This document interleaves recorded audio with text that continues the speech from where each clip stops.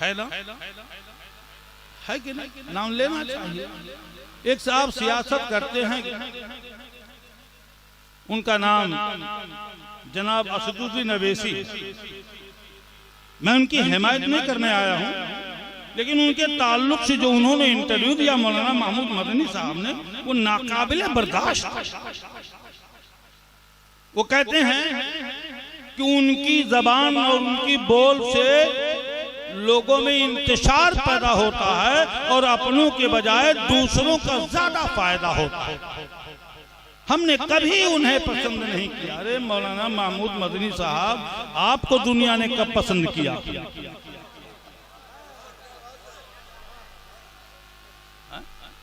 आप जरा सोचें, 1921 का वो जमाना जब कांग्रेस अपनी पूरी तवानाई के साथ बरेली की सरजमीन पर कॉन्फ्रेंस के लिए आमादा, जिसकी क़यादत गांधी और मौलवी अबुल कलाम कर रहे थे, उसमें उलमाए अहले सुन्नत को बुलाया, पुकारा गया। इमाम अहले सुन्नत का आखिरी दौर था।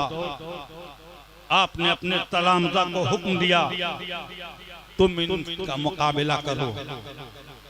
अल्लामा सैयद सुलेमान अशरफ बिहारी रहमतुल्लाह अलैह ने 70 सवालात का मजमुआ लेकर जब स्टेज पर आए तो इनसे कोई जवाब नहीं बना। याद रखना, जब अंग्रेजों का दौर था तब भी ये अंग्रेजों के पिट्ठू थे। जब अल्लामा फजल खैराबादी रहमतुल्लाह अलैह फतवे जिहाद देते हैं तो पटना की सरजमीन पर मौलवी इस्माइल देहलवी कॉन्फ्रेंस के मिंबर पर खड़े होकर ऐलान करता है, अंग्रेजी हुकूमत की हिमायत, इनकी मदद हिंदुस्तान के मुसलमानों पर वाजिब है। एक जय्यद आलिम दीन ऐलान कर रहा है कि इनसे जिहाद वाजिब है। एक मौलवी जुब्बा दफ्तार पहन करके ऐलान कर रहा है इनकी मदद वाजिब है। वही जमात है, वही अंग्रेज हैं जो मौलाना अशरफ अली थानवी के भाई को 600 रुपया, मौलाना अशरफ अली थानवी के भाई को CID बना करके रखा था। वही जमात है कि मौलाना अशरफ अली को 600 रुपया माहाना तनख्वाह वो दिया करते थे। बताओ, अफगानिस्तान की वो सरजमीन जहाँ पर सैयद अहमद राय बरेलवी इस्माइल देहलवी ने जिहाद के नाम पर आगे कदम बढ़ाया, अंग्रेजों ने खाने पानी इनके पहुँचाए, वहाँ जंग मुसलमानों से हुई और सुन्नी मुसलमानों से ये जंग कर रहे थे। उनको ये बिदाती का फतवा देते थे और उनसे ये जंग करते थे। उन पठानों ने इनकी हड्डियां चूर चूर कर दी। आज तक इनका कफन भी नहीं पता चला, इनकी कब्रों का भी पता नहीं लगा। ये वही जमात है, उन्हीं के बाकियात मौलवी अरशद मदनी है, मौलवी महमूद मदनी है। और ये दया बना जो जगह जगह सुअर की औलाद की तरह से मदरसों की जाल फैलाते हुए मुसलमानों के बीच में इंतशार पैदा कर रहे हैं। आज इत्तेहाद का नारा दे करके हमें ललकारते हैं, इत्तेहाद सुन्नियों अपने अंदर पैदा करो, इनके अंदर दावतों की तबलीग मत करो। तबलीग सिर्फ इतनी करो, ईमान ले आओ। तबलीग सिर्फ इतनी करो, ईमान दुरुस्त कर लो। तबलीग सिर्फ इतनी करो, गुनाहों से ताइब हो जाओ। तबलीग सिर्फ इतनी करो, कुफ्र से तौबा कर लो। तबलीग सिर्फ इतनी करो, इंतशार से बच जाओ। मुसलमानों, आज उन्हीं के लोग हैं इत्तेहाद का दावा कर रहे हैं। आज मुसलमानों की सफ़ें दरहम बरहम करके रखने वाले कौन लोग हैं? यही लोग हैं। तो मुसलमानों, आपने बड़ा कीमती सरमाया इस जलसे के एहतमाम में खर्च किया है और मुल्क के एक जय्यद आलिम दीन मुनाज़िर अहले सुन्नत को मदऊ किया है। आप काबिल मुबारकबाद हैं। अपने ईमान की हिफाजत के लिए, अपनी आबादी के मुसलमानों की हिफाजत के लिए, अपनी आबादी और इलाके के मुसलमानों की रहनुमाई के लिए आपने हैरत अल्लामा मुफ्ती अख्तर हुसैन साहब क़िबला अलीमी मद्ददिल्हुल अली को मदऊ फरमाया है। आप काबिल मुबारकबाद हैं मुसलमानों। बिला शुबहा ये जज्बा जब तक हमारे सुन्नी मुसलमानों में बाकी रहेगा तब तक हम सुन्नियों का वजूद, हम सुन्नियों का वक़ार कायम रहेगा। एक आखिरी बात मैं आपके दरमियान कह दूं, वो यह है कि हमारे इत्तेहाद का सबूत क्या है? अभी मैं जब यहाँ पहुंचा तो एक दुख की खबर सुना। ये हमारे भाई साहब यहाँ बैठे हैं, ये बैठे हैं।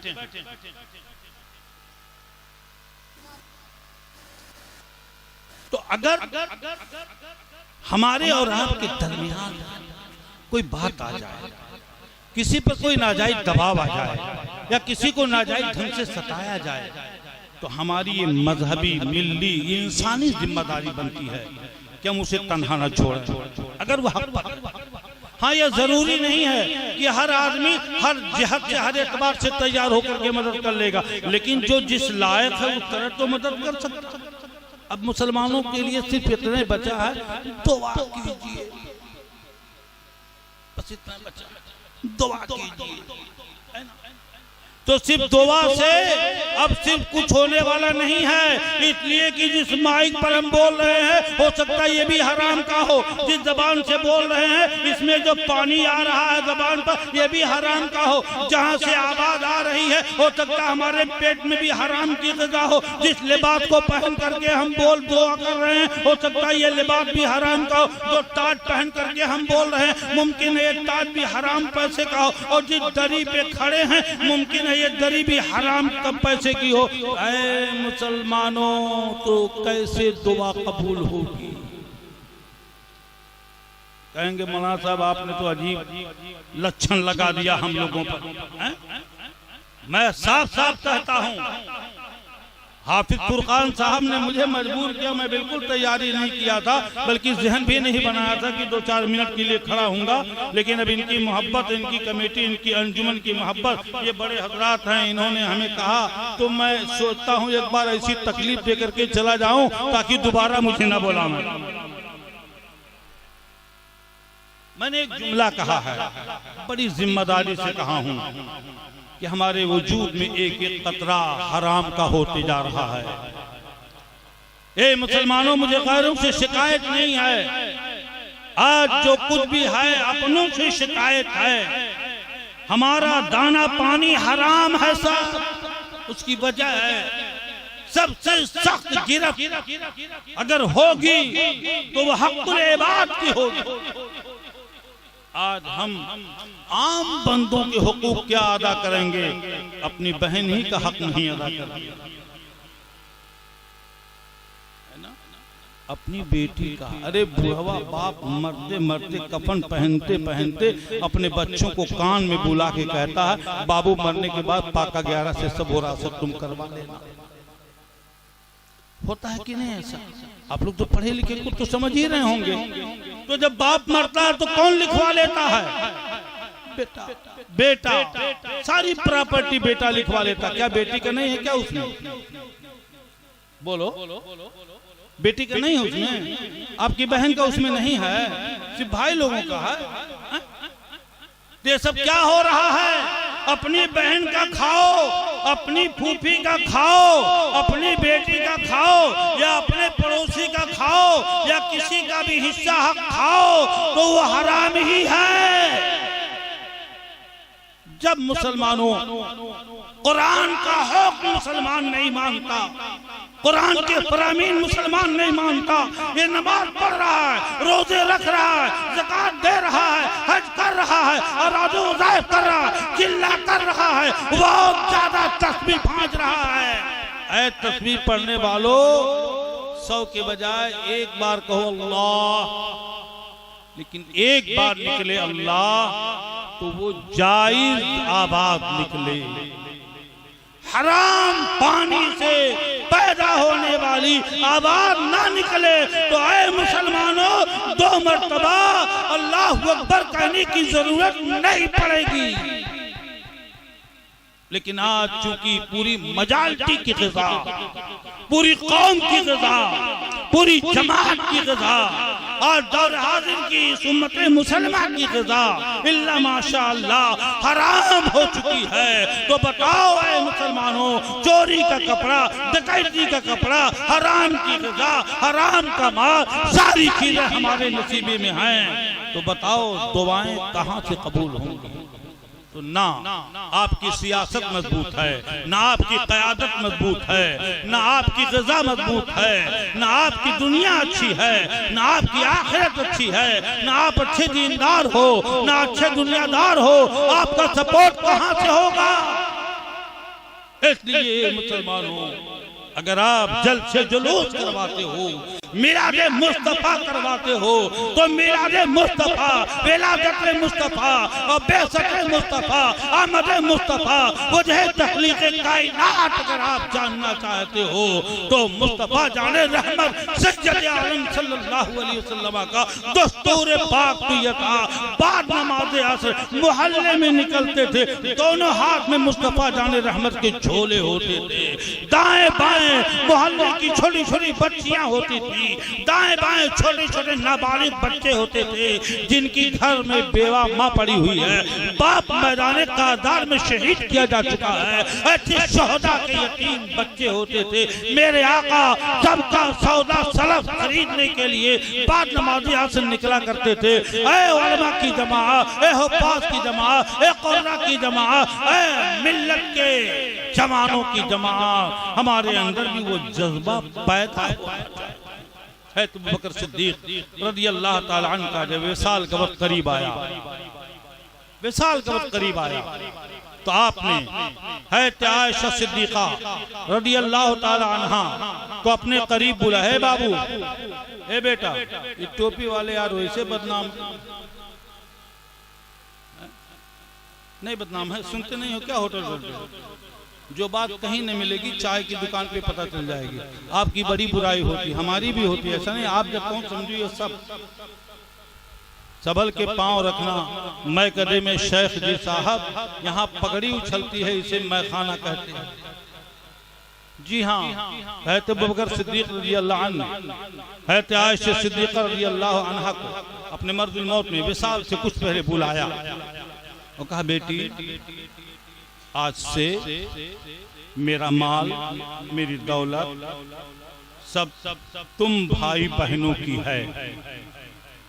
तुम 3 बहनें हो, 2 भाई हो, विरासत तक़सीम कर लेना। हैत आयशा रज़ी अल्लाह अन्हा अर्ज़ करती हैं, अब्बा जान हमारे पास तो एक ही बहन है, ये तीसरी कौन है? एक मैं, एक मेरी बहन, और तीसरी कौन है? कहा, तुम्हारी सौतेली माँ के पेट में जो बच्चा परवरिश पा रहा है वो पैदा होने वाली तेरी बहन है। अब चूंकि वो मेरे सुल्ब, मेरी पीठ से निकलकर तेरी माँ के रहम में परवरिश पा रही है, इसलिए मेरी प्रॉपर्टी और मेरी विरासत में उसका भी उतना ही हिस्सा है आयशा जितना तेरा है। ऐ मेरे दोस्तों, ऐ मेरे अजीजों, वो है हमारे इमाम, वो है हमारे मुसलमानों के इमाम, वो है रसूल पाक के नायब, वो है रसूल पाक के सज्जादा नशीन, वो खलीफे बरहक अमीरुल मोमिनीन सैयदना अबू बकर सिद्दीक रज़ी अल्लाह ताला अन्हु अपने मानने वालों को ये सिखा रहे हैं, अपने मानने वालों को ये बता रहे हैं, जाओ जो जमातें अपने कुछ ज्यादा बरहक समझती हो, जो जमातें अपने कुछ ज्यादा हुसैनी मानती हो, जाओ जो जमातें अली को ज्यादा मानने वाली बनती हो, उन सब से पूछो। प्यारे आका सैयद आलम ने तो ये फरमाया ना, मेरे खुलफा की सुन्नत तुम पर जरूरी है। क्या अबू बकर पाक की ये सुन्नत हमें याद नहीं है? और ये तो उनकी सुन्नत हुई, लेकिन कुरान तो उसे फर्ज करार देता है, जरूरी करार देता है। पढ़ो सूरह निसा, 5वां पारा पढ़ो, तफसीर पढ़ो, और सब पढ़ने के बाद देखो कुरान हमें कितना झिझोड़ता है। अगर हमारे अंदर ये सच्चाई पैदा हो जाए, ईमानदारी पैदा हो जाए, हक और जायज़ खाने की आदत पड़ जाए, हम कुरान और हदीस की रोशनी में अपना पकवान कर ले, तो आज भी मुसल्ला बिछाकर अगर सजदे में सर लगाएंगे तो सर उठने से पहले अल्लाह की रहमतें और उसकी मदद हमारे शामिल हाल हो। हुजूर ताजुल फुक़हा, हुजूर ताजुल फुक़हा, खलीफे हुजूर ताजुल शरिया, खलीफा हुजूर ताज शरिया मुनाजिर सुन्नत हजरत अल्लामा मुफ्ती अख्तर हुसैन अली मीर साहिब क़िबला हजरत अल्लामा मुफ्ती अख्तर हुसैन अली मीर साहिब क़िबला नारे तकबीर नारे रिसालत हुजूर ताजुल फक़हा